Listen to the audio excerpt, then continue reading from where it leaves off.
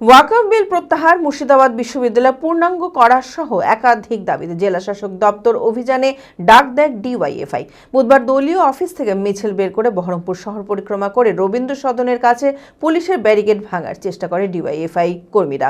শুরু হয় পুলিশের সঙ্গে ধস্তাধস্তি, উত্তপ্ত হয়ে ওঠে পরিস্থিতি। বেশ কয়েকজন ডিওয়াইএফআই কর্মীকে গ্রেপ্তার করে বহরমপুর থানার পুলিশ। এরই প্রতিবাদে ডিওয়াইএফআই কর্মীরা আবার থানায় গিয়ে ঘেরাও করে। মানসিক স্বাস্থ্যের জন্য সবার আগে যে নামটি মনে ভেসে ওঠে, সুস্থ মনের ঠিকানা মনোবীক্ষণ। যোগাযোগ নাম্বার 7477799513।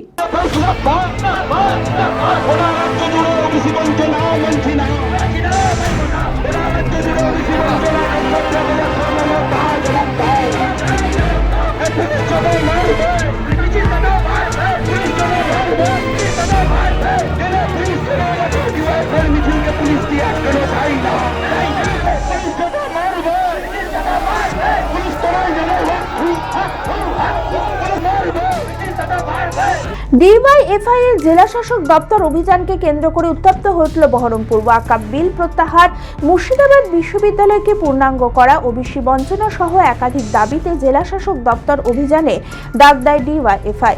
বুধবার দলীয় অফিস থেকে মিছিল বের হয়ে বহরমপুর শহর পরিক্রমা করে রবীন্দ্র সদনের কাছে পুলিশের ব্যারিকেড ভাঙার চেষ্টা করে ডিওয়াইএফআই কর্মীরা। পুলিশের সঙ্গে ধস্তাধস্তি শুরু হয়। বেশ কয়েকজন ডিওয়াইএফআই কর্মীকে গ্রেপ্তার করে বহরমপুর থানার পুলিশ।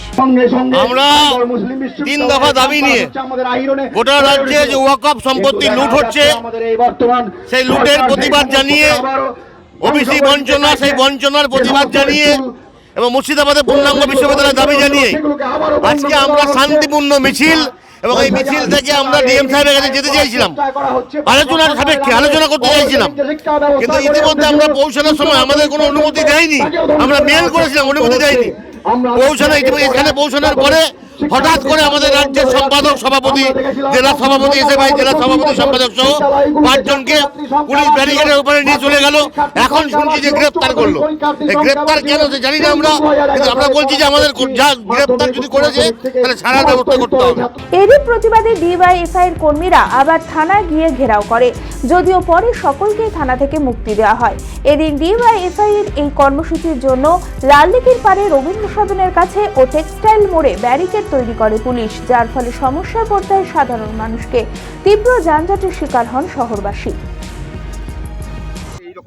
আমাদের ডিওয়াইএফআই মুর্শিদাবাদ জেলা কমিটির দাবি ছিল, এই যে ভারতবর্ষের মাটিতে নতুন ওয়াকফ সংশোধনী বিল নিয়ে আসছে, যে বিলে মুসলিম সমাজের এই বিলের উপর কোনো এই ওয়াকফ সম্পত্তির উপর অধিকার থাকবে না।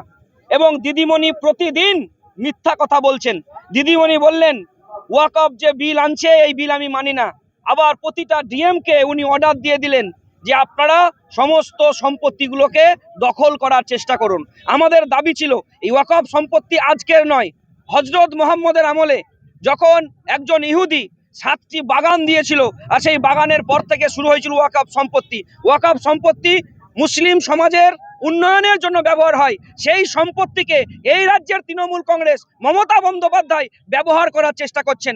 বামফ্রন্ট সরকারের সময় ওবিসি চালু করেছিল, সেই ওবিসি এ ক্যাটাগরিকে বি ক্যাটাগরি করছেন দিদিমণি। দিদিমণি সংখ্যালঘু উন্নয়নের কথা বলেন না। আমরা বলছি SC ST OBC সার্টিফিকেট সকলকে দিতে হবে, হয়রানি করা চলবে না, এবং নয়া যে বিল নিয়ে এসছে ওয়াকফ তা বাতিল করতে হবে। এই দাবিতে আমাদের আন্দোলন ছিল। আমাদের কমরেডদের উপরে পুলিশ আক্রমণ করেছে এবং আমাদেরকে অ্যারেস্ট করেছিল। আমাদের কমরেডরা থানায় ঘেরাও করেছিল। কমরেডদের দাবি মেনে নিয়ে আন্দোলনের চাপে আমাদের কমরেডদেরকে ছাড়তে বাধ্য হয়েছে। খোলা আকাশ, অনেক তারার মাঝে রামধনু রঙে যেখানে সবাই সাজে সাজে, নামি হোক কিংবা দামি পেয়ে যাবে সব রকমই, ছোট হোক কিংবা বড়, কেনাকাটা হোক আরো আরো, নতুন ফ্যাশনে নতুন tradition, Libas family store, Libas Libas Libas family store. Libas কাতাই, বহরমপুর, মুর্শিদাবাদ।